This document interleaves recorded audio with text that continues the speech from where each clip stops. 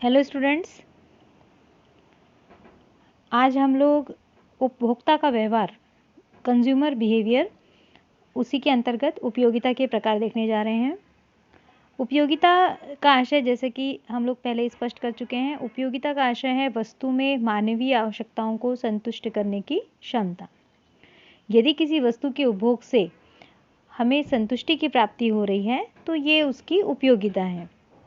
यदि किसी व्यक्ति को पुस्तक पढ़कर आनंद मिलता है, यदि किसी व्यक्ति को किसी वस्तु के इस्तेमाल करने से आनंद मिलता है या संतुष्टि मिलती है, उसे हम उपयोगिता कह सकते हैं। यहाँ अर्थशास्त्री दृष्टिकोण से देखते हुए एक सेलर के हिसाब से या एक विक्रेता के हिसाब से जब हम उस वस्तु की क्वालिटी या फिर उसके गुण के बारे में सोचने जाते हैं तो हमें उसके कुछ प्रकार समझ में आते हैं। उपयोगिता किस किस तरह से हमारे लिए उपयोगी हो सकती है या किस किस तरह से हम उसे उसके प्रकारों को समझ सकते हैं। यहाँ सबसे पहला है रूप उपयोगिता। रूप उपयोगिता, द फॉर्म्स यूटिलिटी। जब किसी विद्यमान वस्तु या पदार्थ के या आकार के संरचना में किसी भी प्रकार का परिवर्तन हो रहा है और उसकी वजह से उपयोगिता में वृद्धि होती है तो इसे हम उसकी रूप उपयोगिता कहते हैं। जैसे एक शर्ट है, एक शर्ट जब तक कपड़ा रहता है वो उस समय उपयोगी नहीं है, लेकिन जब वो शर्ट के रूप में बनकर तैयार हो जाता है तो उसकी उपयोगिता बढ़ जाती है। यदि आपके पास कोई एक ऐसी वस्तु है, उदाहरण के लिए कोई एक मैगज़ीन है, कोई एक ऐसी पुस्तक है जो अब आप पढ़ चुके हैं, आप 10वीं के विद्यार्थी हैं, आपके पास एक 9वीं की पुस्तक है। 9वीं की पुस्तक की आपके लिए उपयोगिता नहीं है, लेकिन वो जैसे ही वो किसी ऐसे विद्यार्थी के पास जाती है जिसके लिए वो उपयोगी है, तो वो पुस्तक ट्रांसफ़र होने के बाद में, स्थानांतरित होने के बाद में या उसका कुछ स्वरूप बदलने के बाद में वो हमारे लिए उपयोगी हो जाती है। मिट्टी से खिलौने बन गए तो उपयोगी हो गई, लकड़ी से फर्नीचर बन गया तो वो उपयोगी हो गई। इस तरह से उसकी रूप में किसी भी तरह का जब बदलाव होता है तो उसे हम कहते हैं कि वो रूप उपयोगिता है। उसके बाद जो दूसरा प्रकार है वो है स्थल उपयोगिता। जब किसी वस्तु एक स्थान से दूसरे स्थान पर ले जाई जाती है और उसकी वजह से यदि उसकी उपयोगिता में वृद्धि होती है तो इसे हम स्थल उपयोगिता या फिर स्थान उपयोगिता कहते हैं। यदि कोई एक ऐसी वस्तु है, उदाहरण के लिए जड़ी बूटियाँ, वो जंगलों में हैं और जब जंगल से जैसे ही वो किसी फार्मेसी कंपनी में आती है या ऐसी जगह आती है जहाँ पर उसके ऊपर प्रोसीजर करने के बाद में अब वो एक औषधि के रूप में निर्मित हो गई है, तो अपने आप उसकी उपयोगिता बढ़ जाती है। उसके बाद जो तीसरा मुद्दा है या जो तीसरा पॉइंट है वो है समय उपयोगिता। समय बीतने के साथ ही साथ किसी वस्तु की उपयोगिता में जब वृद्धि होती जाती है, हमारे पास गर्मी में हम जिस तरह से हम सन कोट इस्तेमाल करते हैं उसकी ठंडी में आवश्यकता नहीं है। उसी तरह से हम जब बरसात में छाते का इस्तेमाल करते हैं उसकी ठंडी में उपयोगिता नहीं होती। इस तरह से वस्तु का जो समय के साथ में उसकी आवश्यकताओं में परिवर्तन हो जाता है। हम संभाल के रख देते हैं गर्मी के दिनों में इस्तेमाल किए हुए छाते, गर्मी के दिनों में इस्तेमाल किए हुए जो सन कोट होते हैं वो हम संभाल के रख देते हैं। क्यों रख देते हैं? क्योंकि अब बरसात में या फिर जो शीत ऋतु है उस समय उसका उपयोग इतना नहीं होने वाला है, लेकिन जैसे ही वापस वो सीज़न आता है फिर वो उपयोगी बन जाती है। इस तरह से जो समय के साथ में या समय बीतने के साथ में जब वस्तु की उपयोगिता में परिवर्तन होता है तो उसे हम समय उपयोगिता कहते हैं। उसके बाद जो चौथा पॉइंट है वो है ज्ञान उपयोगिता, नॉलेज यूटिलिटी। जैसे जैसे किसी वस्तु की विशिष्ट वस्तु या ज्ञान प्राप्त करते हैं उस ज्ञान के साथ साथ उसकी उपयोगिता बढ़ती जाती है। जैसे अगर हमारे पास में हमारे घर पे एक कंप्यूटर है, हम उस पर काम नहीं करते हैं, लेकिन जैसे ही हम उसका नॉलेज ले लेते हैं हमारे लिए वो बहुत उपयोगी हो जाता है। हमको समझ में आता है कि हम उससे क्या क्या काम कर सकते हैं। इस तरह से और भी बहुत सारी चीज़ें हैं जो इस्तेमाल करने के बाद में या आप उसको जब सीख लेते हैं, उसके बारे में ज्ञान प्राप्त कर लेते हैं तो वो आपके लिए उपयोगी हो जाती है। उदाहरण के लिए आपके पास एक कोई फ्रेंच की पुस्तक पड़ी हुई है, आप जब तक फ्रेंच नहीं जानते हैं आपके लिए वो निरुपयोगी है, लेकिन जैसे आप उस भाषा को पढ़ना जान जाते हैं, समझना जान जाते हैं, अपने आप आपके लिए उसकी उपयोगिता बढ़ जाती है। तो ऐसे बहुत सारे उदाहरण हैं, आप अपने आप में भी सोचिए इस तरह के उदाहरण। जब हम क्लास में लेक्चर लेते हैं तो ऐसे उदाहरण का अच्छा खासा क्लास में बच्चे बहुत अच्छा रिस्पॉन्स देते हैं। तो आप अपने आप इस तरह से सोचिए और मुझे भी बताइए कि मैडम हमने इस तरह से सोचा था। इसके अलावा जो पाँचवा है वो है अधिकार उपयोगिता। जब किसी वस्तु का स्वामित्व अधिकार एक व्यक्ति से दूसरे व्यक्ति की ओर स्थानांतरित होने की वजह से उसका जो उपयोगिता बढ़ जाती है।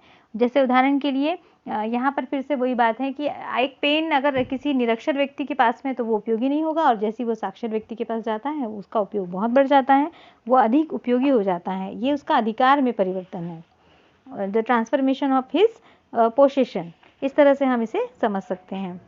उसके बाद जो लास्ट है वो है सेवा उपयोगिता।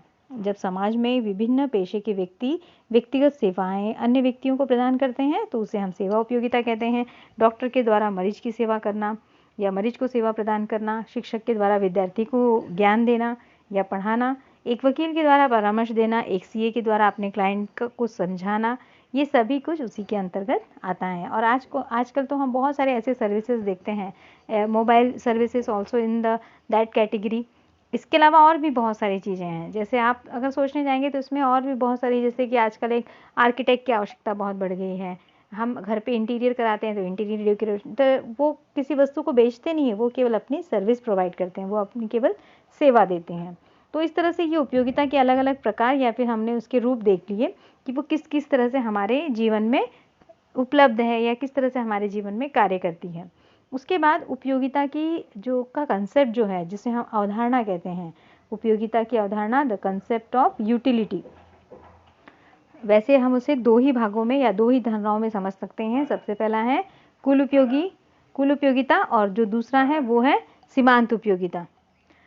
कुल उपयोगिता जब हम कहते हैं तो उसका मतलब होता है कि वस्तु की सभी इकाइयों के उपभोग से जो उपयोगिता प्राप्त होती है उसे हम कहते हैं कुल उपयोगिता।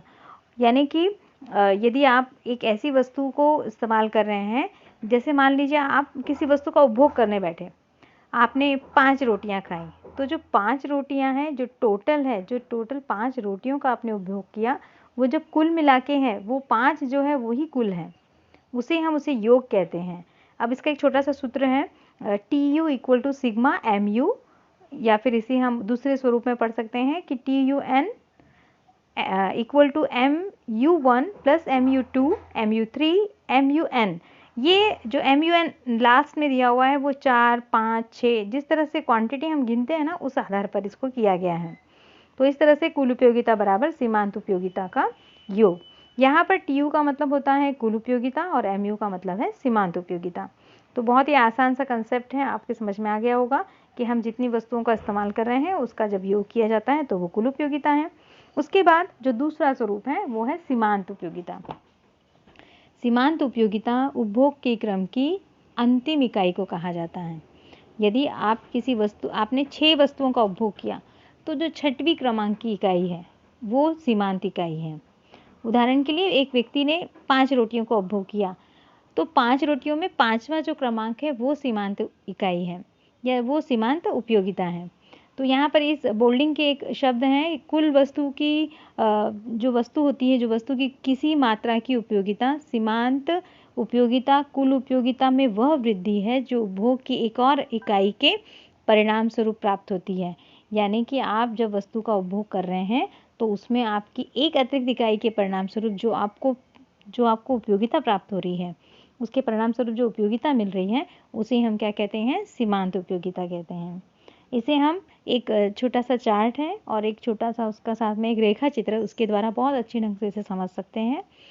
वस्तु की हम 3 कॉलम करेंगे, वस्तु की इकाइयाँ, कुल उपयोगिता और सीमांत उपयोगिता। जो कुल वस्तु की जो इकाइयाँ हैं वो क्रमांक में 1 से लेकर 6 तक हैं। कुल उपयोगिता जो है वो इस तरह से प्राप्त होंगी कि पहली इकाई का उपभोग करने के बाद में हमें उपयोगिता मिली 8 के बराबर। निश्चित रूप से उसकी सीमांत इकाई भी क्या होगी, 8 ही होगी। हमने दूसरी इकाई का उपभोग किया, उसका है 14 के बराबर। अब हमारे पास में जो सीमांत उपयोगिता है वो है 6। तो आप यहाँ पर जब इस क्रमांक को या इस तालिका को देख रहे हैं तो सबसे पहले सीमांत उपयोगिता का टोटल करिए, यानी 8 और 6 14 हुए, 14 और 4 हुए 18, 18 और 2 हुए 20, और 20 में जब हम शून्य जोड़ते हैं तो हमको मिली 20 ही। और जैसे जैसे हम आगे की इकाइयों की ओर जाते हैं हमको उससे प्राप्त होने वाली उपयोगिता ऋणात्मक रूप से प्राप्त होती है, और यही बहुत ही महत्वपूर्ण है। यदि आपके पेट में जगह नहीं है तो आप केवल 5 ही रोटियां खा पाएंगे, आप 6वीं नहीं खा सकते। और यदि आपने वैसा किया तो उससे आपको नुकसान होगा, आपको तकलीफ होगी। और ये बात हर बात में लागू पड़ती है। आपने नया शर्ट खरीदा, आपको पहली बार पहनेंगे बहुत अच्छा लगेगा, दूसरी बार में थोड़ा कम, फिर थोड़ा कम, फिर थोड़ा कम, और फिर एक टाइम ऐसा आएगा कि आपका मन नहीं करेगा उसको पहनने का। तो यही क्या कहलाता है? सीमांत उपयोगिता। यानी आप किसी वस्तु का जैसे जैसे उपभोग करते जाते हैं उससे प्राप्त होने वाली उपयोगिता जो है वो क्या होती है? क्रमशः घटते हुए क्रम में प्राप्त होती है। इसके कुछ पॉइंट्स भी हैं जो आकृति के द्वारा समझाए जा सकते हैं, जैसे कि मैंने अभी जो बताया वो एक पॉइंट ध्यान में रखिए। उसके बाद जो दूसरा है कि कुल उपयोगिता जब सबसे ज़्यादा होती है, यानी कि जब वो 20 के बराबर है तो हमें सीमांत उपयोगिता 0 के बराबर मिल रही है, और जैसे ही कुल उपयोगिता घटने लग जाती है हमें सीमांत उपयोगिता ऋणात्मक रूप में प्राप्त होती है। बहुत ही आसान आंकड़े हैं। 18 के सामने देखिए वहाँ पे लिखा हुआ है -2। 18 के सामने -2 है, इसका मतलब वो घटने लगी है, कुल उपयोगिता जो है वो घट रही है, 20 से 18 पे आ गई है। और जो सीमांत उपयोगिता वो कितनी है? -2। -2 का मतलब अब वो ऋणात्मक हो चुकी है।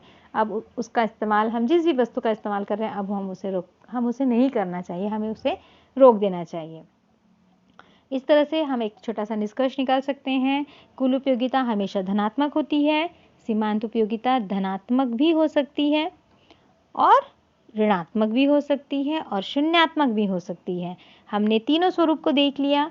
जब तक वो प्लस में है तब तक वो धनात्मक है, जैसी वो शून्य हुई शून्यात्मक है, और जैसे ही वो ऋण पे आई वो ऋणात्मक है। इसका मतलब ये हुआ कि सीमांत उपयोगिता तीनों स्वरूप में है, धनात्मक भी है, ऋणात्मक भी है और शून्यात्मक भी है। अभी हमने ये छोटा सा एक उपयोगिता से संबंधित उसके प्रकार और उसकी दोनों धारणाएं समझी। इनके बाद में हमारे पास एक नया सिद्धांत है, एक नियम है, सीमांत उपयोगिता ह्रास नियम, जो कि इसी टॉपिक से संबंधित है। तो उसके बारे में पढ़ने से पहले आपको ये जो दोनों टॉपिक है अच्छे से पढ़ लेना है, और इसके आगे का जो है वो हम लोग नेक्स्ट लेक्चर पे ज़रूर लेंगे। Okay, thank you.